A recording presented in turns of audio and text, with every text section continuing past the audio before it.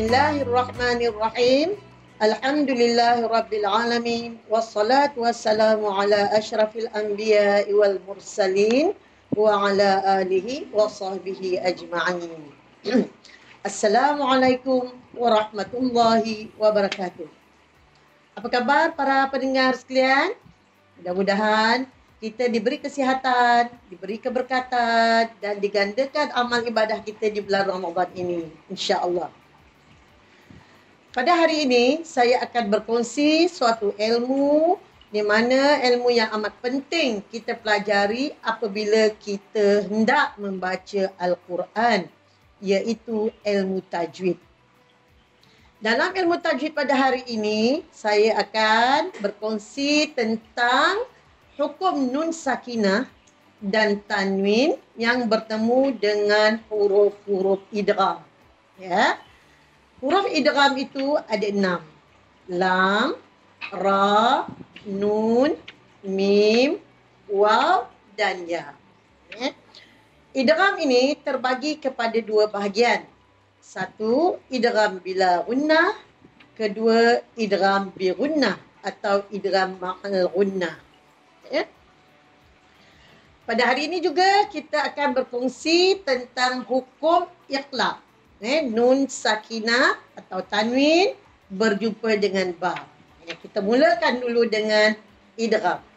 Apa maksud idgham? Idgham maksudnya memasukkan huruf yang mati ke dalam huruf yang berbaris seolah-olah dia menjadi satu huruf yang bertasydid. Itu idgham. Gunnah pula maksudnya dengung. Maksudnya bila kita baca, kita ada rasa keluarnya suara itu, getarannya suara itu di bahagian hidung. Itu yang dimaksudkan dengan gunnah. Okay. Untuk idgham bila gunnah pula, idgham bila gunnah ini adalah idgham tanpa dengung. Bila kita baca, kita tak akan rasakan dengung. Huruf idgham bila gunnah ini hanya 2, ra dan lam. Sedangkan idgham ma'al gunnah ada 4. Nun, mim, waw dan ya. Kita mulakan dulu dengan idgham bila gunnah. Idgham bila gunnah, huruf yang pertama adalah huruf lam. Contohnya, tanwin bertemu dengan lam. Hudallil muttaqin. Di situ tanwin berjumpa dengan lam. Tanwin baris 2 di atas atau disebut juga dengan fathatain berjumpa dengan lam. Itu hukum tanwin bertemu dengan lam. Hudallil muttaqin. Kemudian kita beralih kepada nun mati bertemu dengan lam. Contohnya, lana min ladun. Lana min ladun.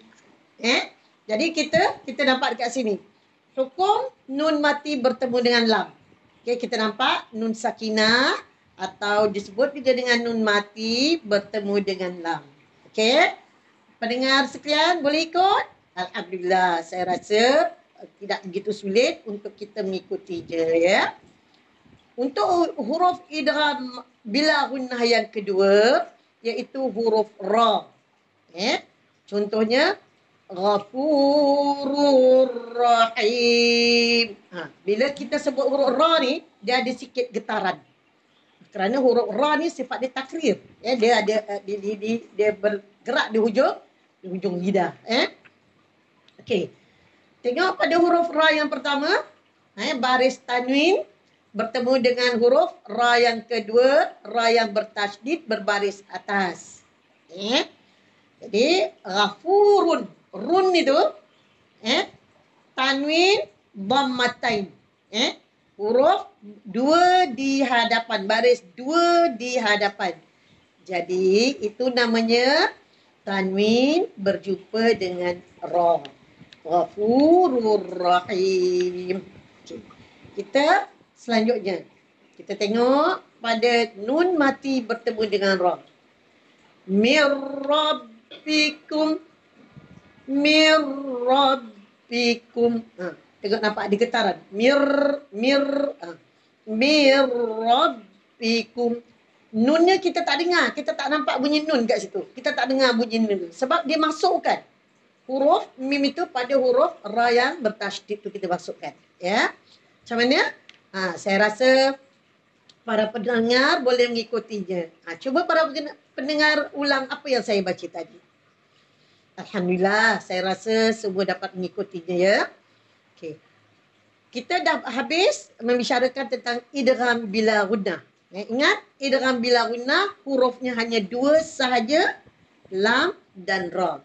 Apabila nun mati atau nun sakinah dan tanwin bertemu dengan dua huruf ini, maka hukumnya adalah idgham bila gunnah. Okay. Kita sambung pelajaran kita kepada idgham bi gunnah atau idgham ma'al gunnah. Idgham ma'al gunnah ini idgham disertakan dengan dengung. Idgham yang disertakan dengan dengung. Kita dengungkan huruf tersebut kepada kadar 2 harakat. Contohnya, pertama berapa huruf idgham ma'al gunnah? Ada 4. Nun, mim, waw dan ya. Okay. Kita ambil contoh yang pertama dulu. Hukum tanwin bertemu dengan nun. Hittatun naghfir lakum.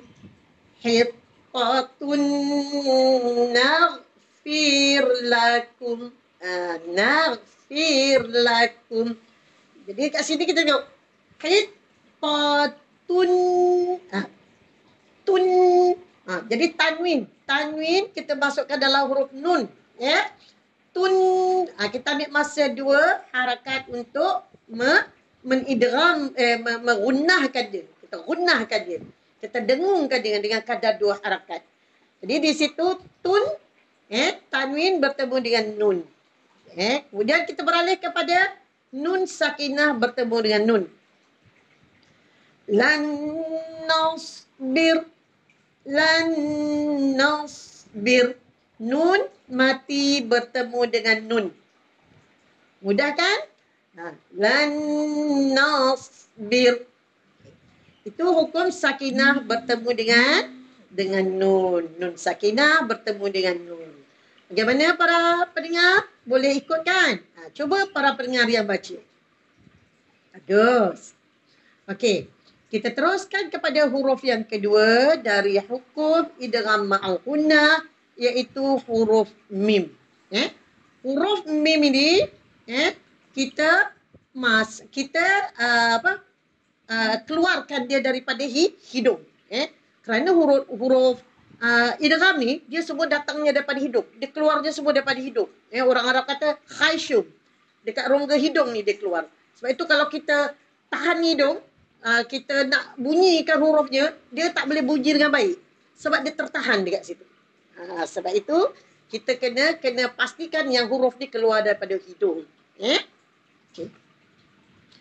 Untuk yang kedua ini, huruf mim. Contohnya, bikalimatim min. Bikalimatim min. Nampak kat situ? Tim. Tanwin bertemu dengan mim. Tanwin bertemu dengan mim. Mim yang bertasydid. Ya. Kemudian kita ikuti dengan nun bertemu, nun sakinah bertemu dengan mim. Wa man ma'ah. Wa man ma'ah. Terapatkan mulut kita. Kita dengungkan dia kadar 2 harakat. Ya. Dia di sini nampak kan? Nun sakinah bertemu dengan mim yang bertasydid. Ya. Okay. Jadi di sini kita dah baca pada huruf yang kedua. Cuba para penonton atau adik-adik yang mendengar, cuba ikuti apa yang saya baca tadi. Cuba suarakan apa yang saya bacakan tadi. Mungkin boleh cuba di rumah ya. InsyaAllah. Bila kita mencuba, pasti akan berjaya. Ya. Okey. Kita lanjutkan pada huruf idgham ma'al gunnah yang ketiga, iaitu huruf waw. Wa walidin wa ma walad. Diu wa walidin wa ma walad. Nampak di sini? Ada tanwin bertemu dengan waw. Kasratain bertemu dengan waw. Waw di sini ada tasydid tak? Tak ada tasydid. Kita tak nampak tasydid. Kalau kita baca yang di atas tu, semua ada tasydid. Di atas huruf-huruf idghamnya. Tapi untuk huruf waw ni, dia tak ada tasydid. Dia waw berbaris atas sahaja tanpa adanya tasydid. Kenapa ya? Nanti saya akan jelaskan kenapa huruf ini tidak bertasydid. Okey. Kita lanjutkan kepada yang seterusnya, nun sakinah bertemu dengan waw. Wa min waraih. Wa min waraih.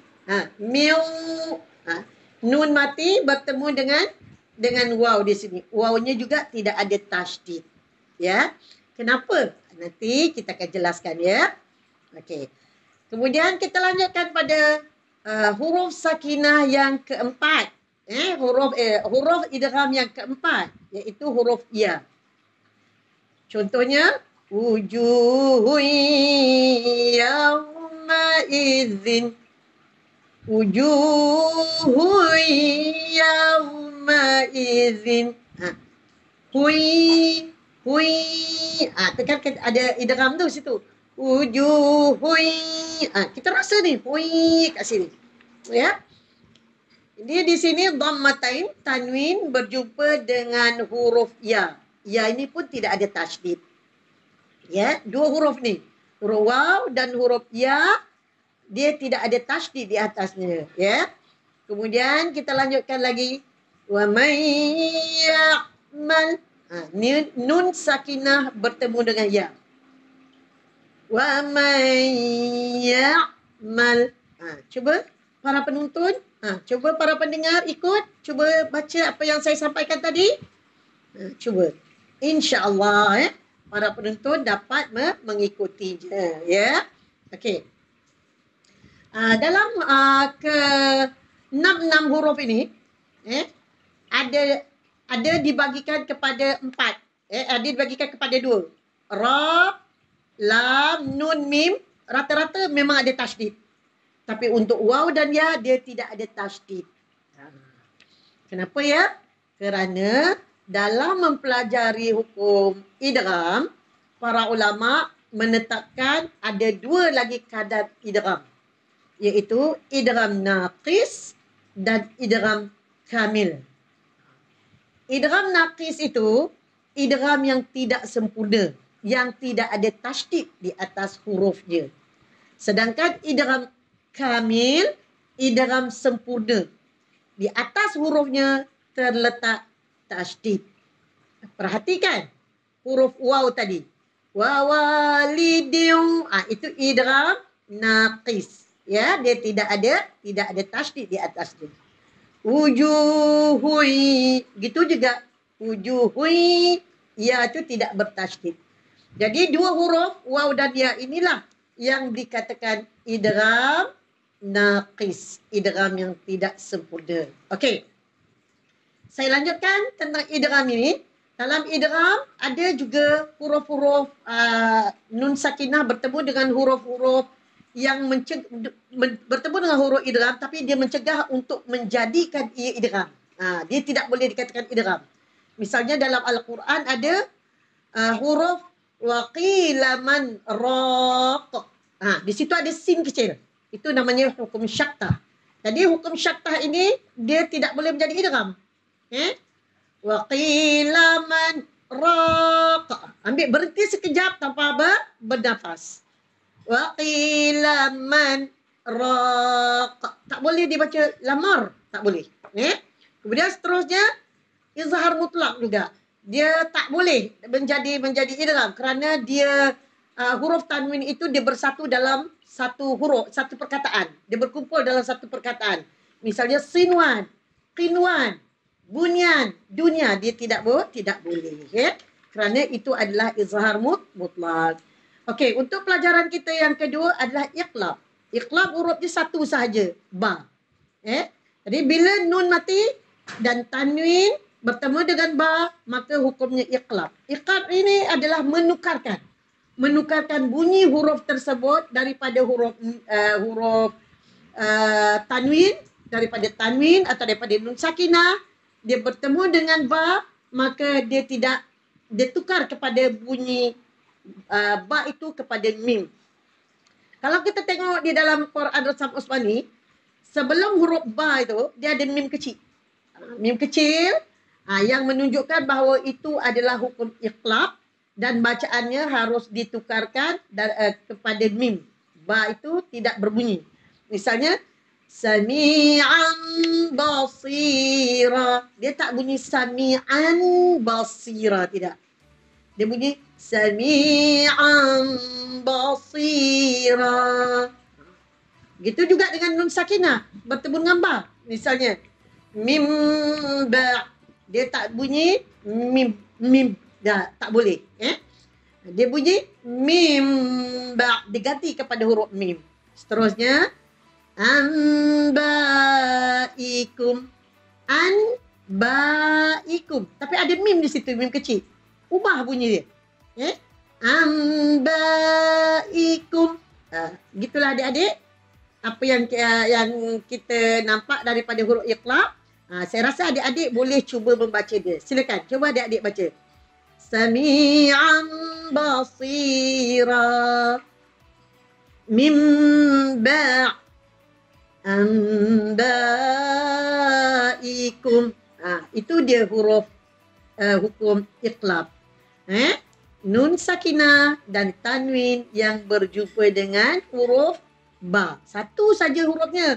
Tadi tak boleh kata tak ingat. Cuma satu saja ya. Mudah sekali untuk mempelajari tajwid sebetulnya kalau kita amalkan setiap hari. Okey, saya rasa cukup sampai di sini. Sebelumnya saya mohon maaf dan moga-moga apa yang saya sampaikan dapat memberi manfaat, dapat dipraktikkan di rumah, dapat diamalkan supaya pembacaan Al-Quran adik-adik, ibu-ibu bertambah baik dan bertambah sempurna. Sekiranya ada apa-apa penyampaian saya yang kurang baik, ada kesilapan, saya mohon maaf kerana kesilapan memang adalah sifat manusia. Tidak ada manusia yang tak buat kesilapan. Hanya Allah sahaja yang mempunyai sifat yang sempurna. Sekian, billahi taufik wal hidayah. Wassalamualaikum warahmatullahi wabarakatuh.